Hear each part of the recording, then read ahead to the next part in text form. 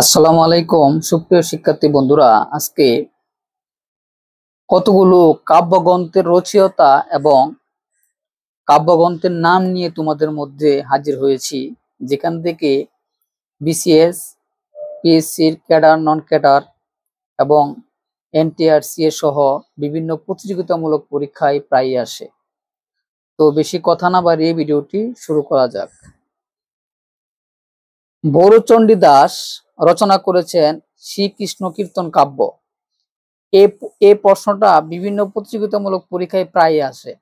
বরুচণ্ডী দাস শ্রীকৃষ্ণ কীর্তন কাব্য রচনা করেছেন। মুকুন্দরাম চক্রবর্তী চণ্ডীমণ্ডল কাব্য রচনা করেছেন।